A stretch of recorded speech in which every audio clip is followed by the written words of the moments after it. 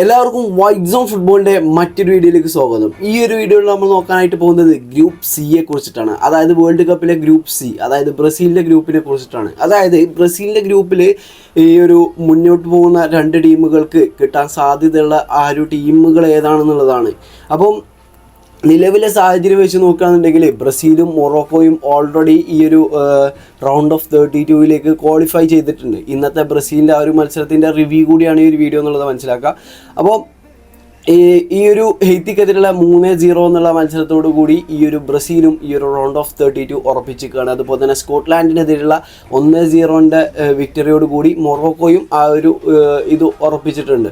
ഈ ഒരു രണ്ട് ടീമുകൾക്കും കിട്ടാൻ ചാൻസ് ഉള്ളത് എന്ന് പറയുന്നത് ഗ്രൂപ്പ് ഇ, അതായത് നെതർലാൻഡ്സിൻ്റെ ഗ്രൂപ്പിൽ ടോക്കിയോ, അതായത് ജപ്പാൻ, നെതർലാൻഡ്സ്, സ്വീഡൻ എന്നീ ഈ ഒരു 3 ടീമുകളാവും ഉണ്ടാകുക എന്നുള്ളതാണ്. അതായത് ഗ്രൂപ്പ് സിയിൽ 1ാം സ്ഥാനക്കാരായി ഫിനിഷ് ചെയ്യുന്നത് ബ്രസീലാണെന്നുണ്ടെങ്കിൽ ഈ ഒരു ഗ്രൂപ്പ് പിയിൽ 2ാം സ്ഥാനക്കാരായി ഫിനിഷ് ചെയ്യുന്ന ടീമിനെ ആയിരിക്കും ആർക്ക് കിട്ടുക, ബ്രസീലിന് കിട്ടുക. അതായത് ഇനി ഗ്രൂപ്പ് സിയിൽ 2ാം സ്ഥാനക്കാരായി ഫിനിഷ് ചെയ്യുന്നത് മൊറോക്കോ ആണെന്നുണ്ടെങ്കിൽ ഗ്രൂപ്പ് ഇയിൽ 1ാം സ്ഥാനക്കാരായി ഫിനിഷ് ചെയ്യുന്നത് നെതർലാൻഡ്സ് ആണെന്നുണ്ടെങ്കിൽ അങ്ങനെയായിരിക്കും ഈ ഒരു ഓപ്പണൻ്റ് ഈ ആർക്ക് വരിക, ഈ ഒരു മൊറോക്കോക്ക് വരിക എന്നുള്ളത് മനസ്സിലാക്കാം. ഇനി നമുക്ക് ഇപ്പോൾ നിങ്ങൾക്ക് ഈ ഒരു പല ആൾക്കാർക്കും ഉണ്ടാകുന്ന ഒരു ഡൗട്ടാവും, അതായത് ഈ ഗ്രൂപ്പ് സ്റ്റേജൊക്കെ കഴിഞ്ഞു, ഇനി റൗണ്ട് ഓഫ് 32 പറഞ്ഞ റൗണ്ട് പുതിയതായി ആഡ് ചെയ്തിട്ടുണ്ട്, അതെങ്ങനെയാണ് എന്നുള്ളതൊന്നും പലർക്കും മനസ്സിലായിട്ടുണ്ടാവില്ല. അതിനാണ് ഞാനിപ്പോൾ ഈ ഒരു സംഭവം ഇവിടെ പറഞ്ഞിട്ടുള്ളത്. ഞാനൊരു ഫ്രാൻസിൻ്റെ വീഡിയോനെ കുറിച്ച് ഒരു റിവ്യൂ, അതായത് മാച്ചിനെ കുറിച്ച് റിവ്യൂ ചെയ്യുമ്പോൾ ആ ഫ്രാൻസിന്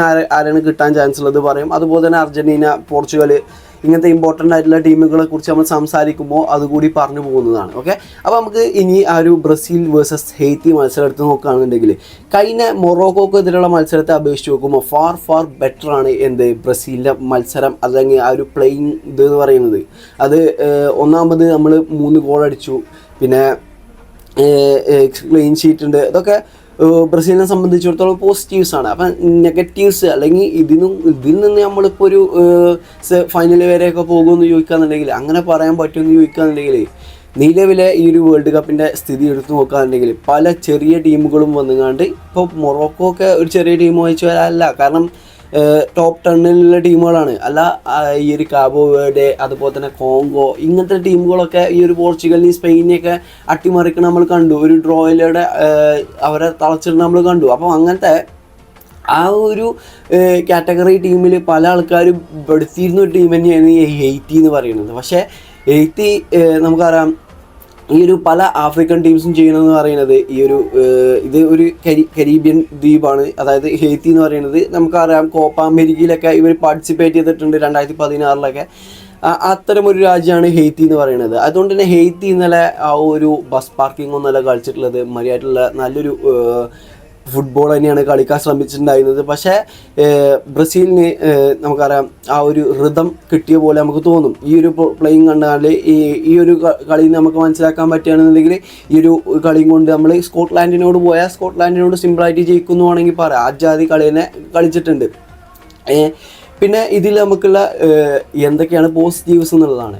ഇപ്പോൾ നമ്മൾ ഐഗർ തിയാഗോ വന്നപ്പോൾ, അതായത് കഴിഞ്ഞ ബ്രസീൽ വേഴ്സസ് മൊറോക്കോ മത്സരത്തിൽ ഐഗർ തിയാഗോനെ ഇറക്കിയപ്പോൾ അവിടെ വലിയൊരു ഇമ്പാക്റ്റ് ഉണ്ടാക്കാൻ കഴിയാത്ത പോലെ തോന്നി. കാരണം ഈ ഒരു ബ്രൻഫോർഡിൽ കളിക്കണ പോലെ എന്തോ ഈ ഒരു ഐഗർ തിയാഗോക്ക് ഇവിടെ വരുമ്പം, ബ്രസീൽ വരുമ്പം ബിഗ് മാച്ചസിലൊന്നും പെർഫോം ചെയ്യാൻ കഴിയാത്ത അത്തരം ഒരു പ്ലെയറായി ഐഗർ തിയാഗോനെ പല ആളുകൾക്കും തോന്നിയിട്ടുണ്ടാകും. ആ ഒരു പ്രശ്നം ഈ ഒരു മത്തേസ് കുൻഹ ഇവിടെ പരിഹരിച്ചു എന്ന് വേണമെങ്കിൽ പറയാം.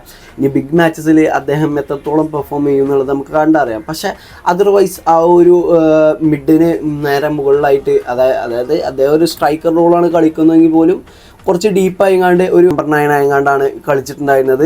അത് ആ ഒരു റോള് ഭംഗിയായിട്ട് ചെയ്യാനും മത്തേസ് കുൻഹയ്ക്ക് കഴിഞ്ഞിട്ടുണ്ടായിരുന്നു.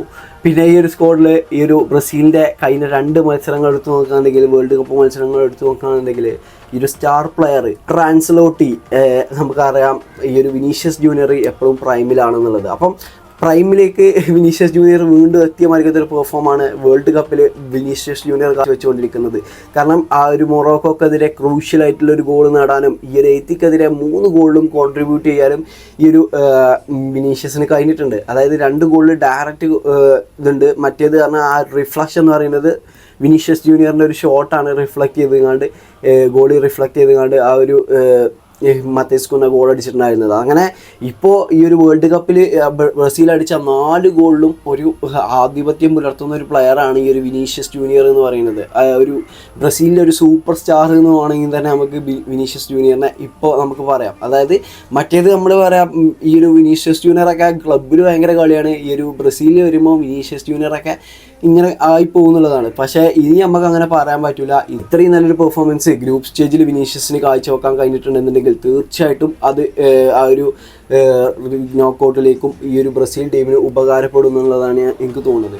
പിന്നെ പല ആൾക്കാർക്കും ഉണ്ടാകുന്ന ഡൗട്ടാണ്, ഈ സെക്കൻഡ് ഹാഫിലേക്ക് വന്നപ്പം തീർച്ചയായിട്ടും ബ്രസീൽ 2-3 ഗോളിന് ബ്രസീലിന് വേണമെന്നുണ്ടെങ്കിൽ മര്യാദക്ക് കളിക്കാൻ കിട്ടിയിട്ടുണ്ടാവും. പക്ഷെ എന്തുകൊണ്ട് ബ്രസീൽ അടിക്കണമെന്നുള്ളതാണെങ്കിൽ അത് നമ്മുടെ കോച്ച് കാർലോ ആൻസെലോട്ടി ആയതുകൊണ്ടാണ്. റയൽ മത്സരങ്ങളൊക്കെ കാണുന്നവർക്ക് മനസ്സിലായിട്ടുണ്ടാവും എന്തുകൊണ്ടാണ് സെക്കൻഡ് ഹാഫ് അത്രത്തോളം കടിച്ചു പിടിച്ച് ആൻസെലോട്ടി നീട്ടിപ്പിച്ചിട്ടുള്ളത് മനസ്സിലായിട്ടുണ്ടാവും. അതായത് ആൻസെലോട്ടിക്ക് ഒരു 2-3 ഗോളുടെ ലീഡ് കിട്ടിക്കഴിഞ്ഞാൽ പിന്നെ അതിൽ കൂടുതൽ അടിക്കണം നല്ലൊരു ആഗ്രഹമുള്ള ഒരു അത്തരം ഒരു ടൈപ്പ്, അതായത് ഹാൻസി ഫ്ലിക്ക് മോഡൽ അല്ലാന്നുണ്ടെങ്കിൽ ഒരു ജർമ്മൻ്റെ നെഗൽസ്മാൻ്റെ അങ്ങനത്തെ ആ ഒരു ടൈപ്പ് മാനേജർ അല്ല.